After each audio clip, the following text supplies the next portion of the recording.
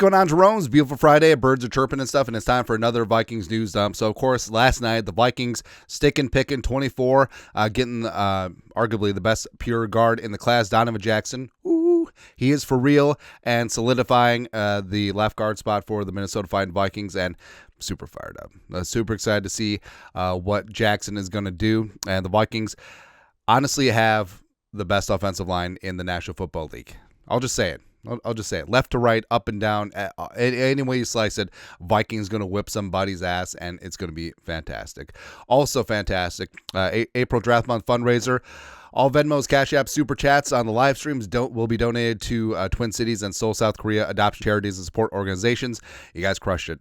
So after last night, the live stream are currently at $32.71 and 14 cents. Okay, thanks for the 14 cents, but beat the goal for the month. Still got a couple days left in the month. Any donation still will be forwarded, paying it forward. And as we said, it's something that's obviously very near and dear to our heart.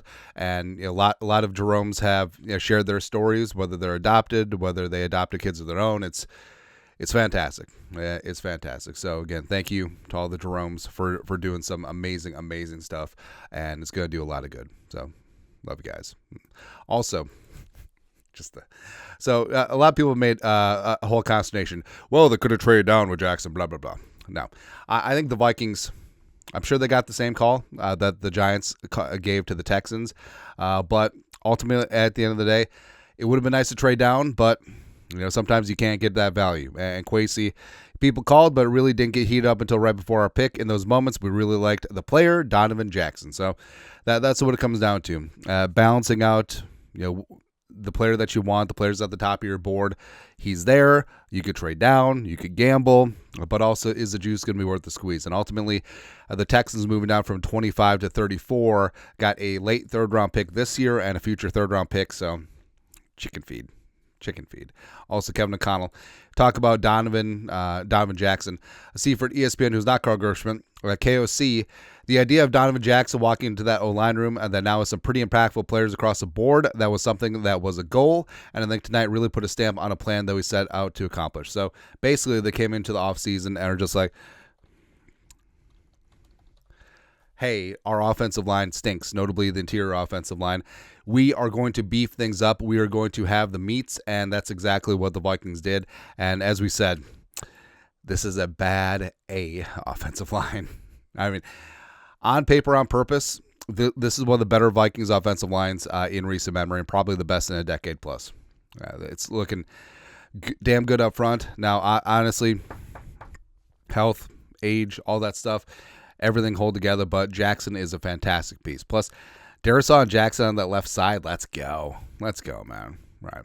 Also, Amy Hockert, Fox 9.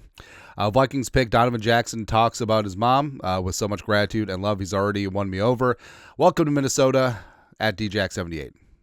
And Jackson, you can tell from his presser feeding the local media jackals, like he very well spoken, loves football, loves the vibe here in Minnesota. Is very selfless as well. It's something that Kevin O'Connell talked about too, because when Ohio State needed him to fill in for Simmons at left tackle, he could have been like, no, I'm a guard. It might hurt my draft stock kicking out to left tackle, but he's like, no, I'm going to do it. I haven't done it at all in the college ranks, and my first game is going to be against Abdul Carter in Penn State, but I'm going to do it.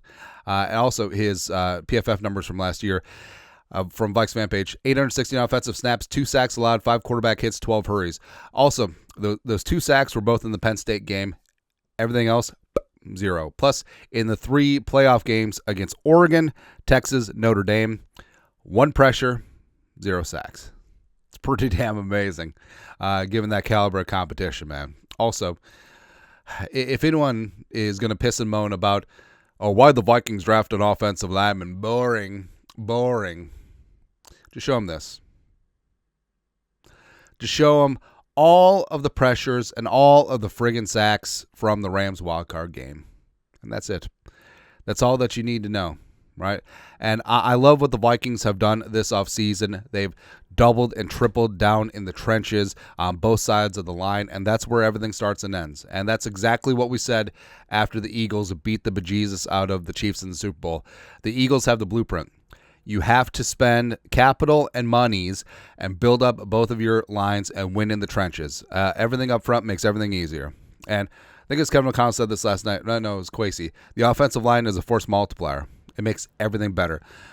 Good offensive line, good running game, good protection for your quarterback, good passing game. Your offense puts up numbers. Your defense gets to play with the lead. It's absolutely perfect. That's what it is, man. Also, Christian Darrisaw, pretty fired up. Well, fired up for Darrisaw. He doesn't get too excited, but posting his new guy on the left side of that line, Donovan Jackson, he is absolutely for real. Plus, I remember we did this. So March 10th, before the start of free agency, we predicted this. So again, March 10th, before the start of free agency, Darrisaw, Jackson, Kelly, Fries, O'Neal, Rouse, Brandel, Juergens as your three primary backups, and then Marcus Weir from Montana State. So now all we have to do is secure Marcus Weir in the 6th round, and we got it, or maybe even the UDFA. We got him. I feel like that's pretty damn good. Anyways, we definitely have the meats. Also pretty damn good. Our guy Thor Nystrom. His scouting report of Donovan Jackson. Comp, Tyler Smith out of Tulsa. Former 5-star recruit and a 3-year starter. Premium combination of length, longest wingspan of all interior offensive line prospects ranked in this column, and power in athletic package. He's a legitimate hammer in the run game. In my opinion, Jackson is the best pure guard in this class above Tyler Booker, who went number 12 overall to the Cowboys, which is fitting because Tyler Smith also went to the Cowboys.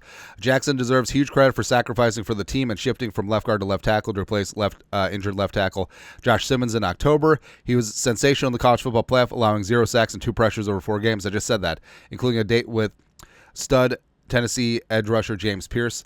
Jackson possesses break glass in case of emergency swing offensive tackle versatility. He's a little heavy-footed from side to side, but Jackson's length tends to mitigate that issue from a pass pro inside. And reactions to the Vikings drafting Donovan Jackson, pretty good. Benjamin Solak, ESPN. Winners tonight were Ravens, Eagles, Vikings, and Steelers. Also like the approach of Houston trading back. Whatever. Texans are fine. John Ledyard.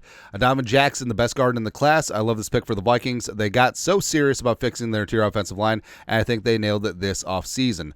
Field Yates, ESPN. Donovan Jackson to the Vikings just might be my favorite pick of the night. By the end of the past season, he had put an elite tape on both guard and left tackle. An extremely dependable, selfless player. He's tough, rugged, and athletic. Excellent football player. And Ben Lieber, part Korean, former linebacker, sideline announcer, all that stuff. Vikings made a commitment to bring in more nasty to the trenches this offseason, and they got another in first-team All-American, Donovan Jackson. He is definitely for real. And now, with Jackson and also the Vikings just completely going all in on the interior offensive line, so we put this out on March 16th. J.J. McCarthy is in the best situation for a first-time starting quarterback. The coaching, Justin friggin' Jefferson, the revamped O-line, the weapons, prodigious defense, healthy Will the Thrill. The kid is set up for success. I think this is even before the Jordan Mason trade. Maybe not. But yeah, either way, like McCarthy is set up for success. And we've said this before, and I truly believe it. So coaching, great. Weapons, great. O-line, great. Run game, great. He works his ass off. Puts in that time, has all the physical tools. If J.J. McCarthy doesn't succeed, it will be because he's not good enough. And I can live with that because so many other quarterbacks fail because they don't work hard, bad coaching, bad weapons, health, they don't have the skill set, whatever. Like, those are the 5.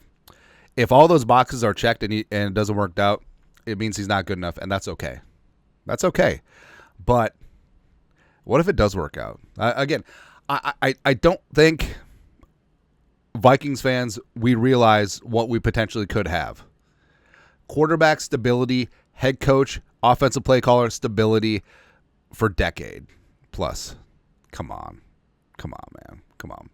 Also, on my draft crush is Gray Zabel, who's now dead to me. Nah, I hope he does well with the Seahawks and protects Sling and Sam Darnold and whatnot. Sleeper Seahawks. Gray Zabel on how he's going to celebrate being drafted by the Seahawks. Probably going to start diving into these Busch lattes. All right, so there's something about the Dakotas, Iowa, Minnesota Busch lattes.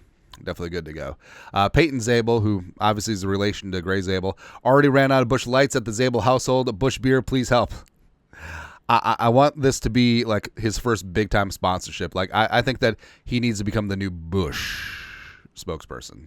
It's a great mustache for him. It's good to go. Lastly, so the Vikings, one selection at the ass end of day 2, round 3, number 97 overall. That's a comp pick from Kirk Cousins. Also keep an eye out. Like I feel like Kurt is going to get traded at some point during the draft. So that's gonna be fun. And then day 3, no picking until the beginning of the 5th round, 139. And then 6th round, 187. Of course, the Vikings could be trading up, down, all around, all that stuff, but we'll see. But either way, I'm fired up about what the Jackson pick means for this offensive line, and I don't care what anyone says. Like, oh, they could trade down. How sure are you about that? If the Vikings trade down with the Giants and the Giants took Dart at 24, I don't think Jackson gets by the Texans at 25. I think he's just hoovered up right there. So, bottom line, hey, Vikings come out of this with a damn solid offensive lineman, and now have this. I think we're going to be okay. Everything's going to be all right. Rockabye. Let us know your thoughts. Our thoughts, comment section. Beautiful Friday. You guys are the best. You know what to do. Skull production value.